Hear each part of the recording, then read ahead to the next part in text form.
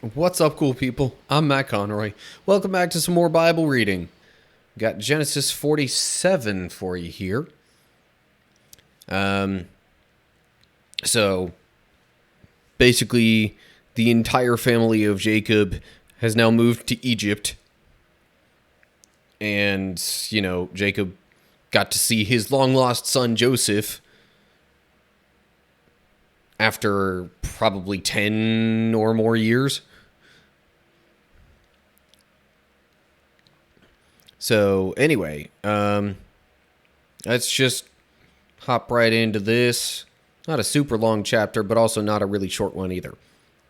So, anyway, Genesis 47, verse 1. Then Joseph went to see Pharaoh and told him, "My father and my brothers have arrived from the land of Canaan. They have come with all their flocks and herds and possessions, and they are now in the region of Goshen." Joseph took 5 of his brothers with him and presented them to Pharaoh. And Pharaoh asked the brothers, "What is your occupation?" They replied, "We, your servants, are shepherds, just like our ancestors. We have come to live here in Egypt for a while, for there is no pasture for our flocks in Canaan. The famine is very severe there, so please, we request permission to live in the region of Goshen." Now, I'm not sure if they were saying this more so just because Joseph told them to, or because they actually thought that as well. Could be both, but in the previous chapter, near the end, Joseph was telling them to say all these things to Pharaoh. So, verse 5. Then Pharaoh said to Joseph, "Now that your father and brothers have joined you here, choose any place in the entire land of Egypt for them to live. Give them the best land of Egypt. Let them live in the region of Goshen, and if any of them have special skills, put them in charge of my livestock too." I assume... I don't know what he means by special skills, but I guess he just means, it seems like he means if any of them are particularly skillful shepherds, then Pharaoh wants them to, help with his livestock as well. Given his knowledge of Joseph and how skilled that he has been at, running things, I guess he figures, hey, maybe other people in his family could be fairly skilled and could help with running certain things around here. All right, verse 7. Then Joseph brought his father Jacob and presented him to Pharaoh. And Jacob blessed Pharaoh. "How old are you?" Pharaoh asked him. Jacob replied, "I have traveled this earth for 130 hard years, but my life has been short compared to the lives of my ancestors." Then Jacob blessed Pharaoh again before leaving his court. Okay, not real specific about the blessing that he gives Pharaoh. Certain times it's been more specific about the blessings, but I guess it's not specifying here because it's not a particular thing that's going to come up later on. All the specific ones have pretty much come up later somehow. So Jacob's 130 years old at this point. Yeah, I know there are some ancestors of his that lived significantly longer than that, but I'm not sure, if the previous couple of generations were really that much older. Whatever. If anybody else can remember those or wants to look those up and comment and see, maybe just compare him with Abraham and Isaac in terms of number of years lived. Although we haven't necessarily gotten to his death yet, so he may still have a few more years to live. Anyway, verse 11. So Joseph assigned the best land of Egypt, the region of Ramesses, to his father and his brothers, and he settled them there, just as Pharaoh had commanded. And Joseph provided food for his father and his brothers in amounts appropriate to the number of their dependents, including the smallest children. So, the region of Ramesses, maybe Goshen is within the region of Ramesses. I don't know. But anyway, also Joseph, I find it interesting, the wording appropriate to the number of their dependents. Because I guess there aren't just children. I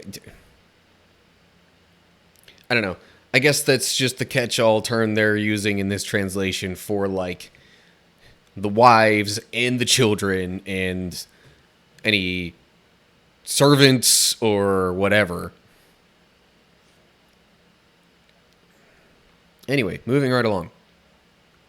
Verse 13. Meanwhile, the famine became so severe that all the food was used up, and people were starving throughout the lands of Egypt and Canaan. By selling grain to the people, Joseph eventually collected all the money in Egypt and Canaan, and he put the money in Pharaoh's treasury. When the people of Egypt and Canaan ran out of money, all the Egyptians came to Joseph. "Our money is gone," they cried. "But please give us food, or we will die before your very eyes." Joseph replied, "Since your money is gone, bring me your livestock. I will give you food in exchange for your livestock." So they brought their livestock to Joseph in exchange for food. In exchange for their horses, flocks of sheep and goats, herds of cattle, and donkeys, Joseph provided them with food for another year.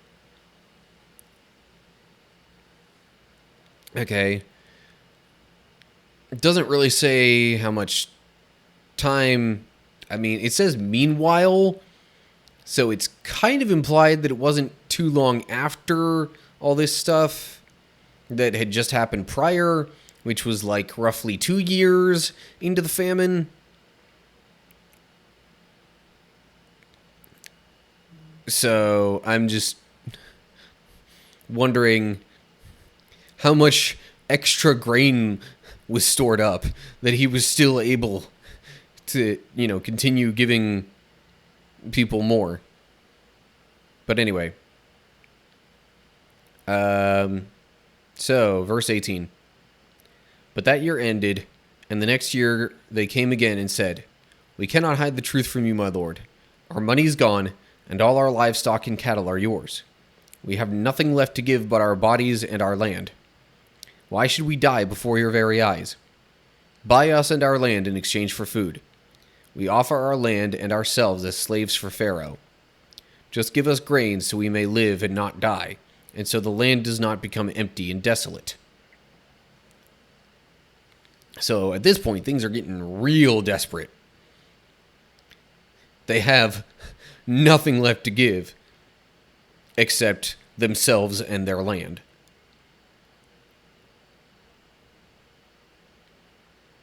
It has me wondering about some things for later on, but maybe I'll just wait until that later on comes up. So, verse 20. So Joseph bought all the land of Egypt for Pharaoh. All the Egyptians sold him their fields because the famine was so severe, and soon all the land belonged to Pharaoh. As for the people, he made them all slaves, from one end of Egypt to the other. The only land he did not buy was the land belonging to the priests.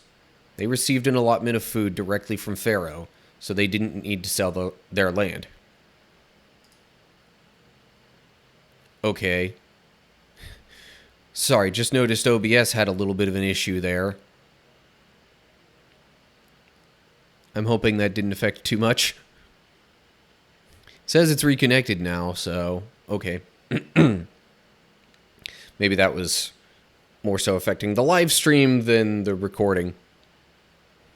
Anyway. So, the priests still had their own land, but that was it, apparently. Doesn't say anything specifically about, Jacob and all the rest of Joseph's family. So I'm not 100% sure if they were included in this or not. If they weren't,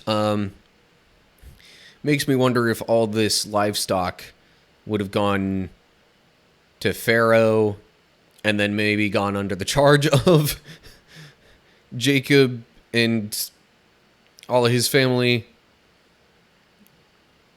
I don't know. Anyway, verse 23. Then Joseph said to the people, "Look, today I have bought you and your land for Pharaoh. I will provide you with seed so you can plant the fields. Then when you harvest it, 1/5 of your crop will belong to Pharaoh. You may keep the remaining 4/5 as seed for your fields and as food for you, your households, and your little ones." "You have saved our lives," they exclaimed. "May it please you, my lord, to let us be Pharaoh's servants." Joseph then issued a decree still in effect in the land of Egypt that Pharaoh should receive 1/5 of all the crops grown on his land. Only the land belonging to the priests was not given to Pharaoh. So, this is almost akin to the concept of, paying a tithe, but that has a slightly different history behind that. Also, it's 1/5 for Pharaoh in this case, not the 1/10 that's commonly associated with the tithe that is often given to, churches and things like that. But I guess because they were already servants to Pharaoh, this was kind of meant as a way of them continuing to pay their debts, so to speak, for the food. And then they got to keep the other stuff that they had as their own food and seeds to grow. And so it was pretty much just like a tax, a food tax, you might say. So that, they because Pharaoh technically owned all their stuff, it's like, all right, we'll give you this much so that we can keep using what is technically yours. Anyway, verse 27. Meanwhile, the people of Israel settled in the region of Goshen in Egypt. There they acquired property, and they were fruitful, and their population grew rapidly. Jacob lived for 17 years after his arrival in Egypt, so he lived 147 years in all. That answers that question. Also answers my previous question about them, whether or not they sold any of their property or anything like that. Seemingly not. So, verse 29. As the time of his death drew near, Jacob called for his son Joseph and said to him, "Please do me this favor. Put your hand under my thigh and swear that you will treat me with unfailing love by honoring this last request. Do not bury me in Egypt. When I die, please take my body out of Egypt and bury me with my ancestors." So Joseph promised, "I will do as you ask." "Swear that you will do it," Jacob insisted. So Joseph gave his oath, and Jacob bowed humbly at the head of his bed. I forgot to address footnotes previously. First footnote in verse 21, saying, as for the people, he made them all slaves. This is from the Greek version and Samaritan Pentateuch. Hebrew reads, he moved them all into the towns. Okay. Perhaps moving them into the towns that he owned, and thereby they were like, I don't know. But again, seems like that could be a pretty crucial difference. This seems a little bit more consistent and like it would make sense, if they were literally selling themselves in their land to Pharaoh. Anyway, footnote B, just Jacob also being Israel. So, and then I guess for this caption, or this footnote, where it says he bowed humbly at the head of his bed, that, I guess they went with the Hebrew, whereas the Greek version reads, and Israel bowed in worship as he leaned on his staff. That's a bit of a different meaning. I mean, although I guess both are probably, meant to say that, he passed away, but maybe just kind of different figures of speech to mean the same thing. Although one implies that, like, he died just kind of, quietly and painlessly, possibly while he was sleeping, and the other implies perhaps a bit more effort involved in his death. I don't know. Whatever. I don't know if that's a super significant difference, but still something to take note of. So anyway, I guess this means Jacob has died, so clearly we're not going to get more on him and his family moving forward. We only really have 3 more chapters of Genesis to go, so, understandable.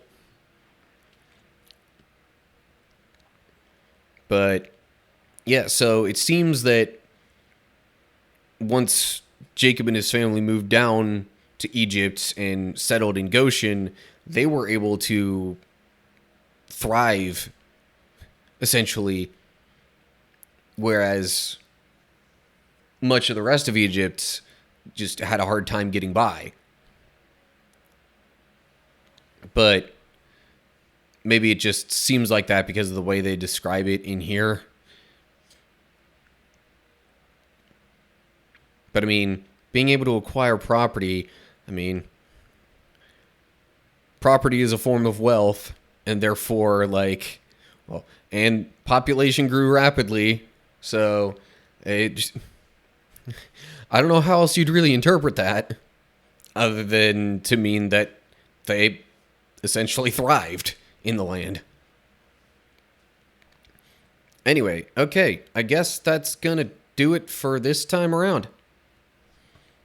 So, yeah, I don't really have any other thoughts to add related to the chapter or anything like that. So that's Genesis 47. As I said, there are 3 chapters left in the book of Genesis. And, well, I guess we'll just have to see what else happens from here. All right, that's going to do it for now. As always, like the video if you enjoyed it. Share it with others if you want them to see. Make sure you subscribe to my channel and click the notification bell to get updates when I post new videos. Look down in the description for info on my other social media pages and how to find and follow those. And of course, leave thoughts down in the comments section with any ideas that you have or thoughts related to this video. Whatever you have for me, let me know down below. So that's going to do it. Hope you're all doing well. Hopefully I will see you for the next one. But until then, stay cool, people.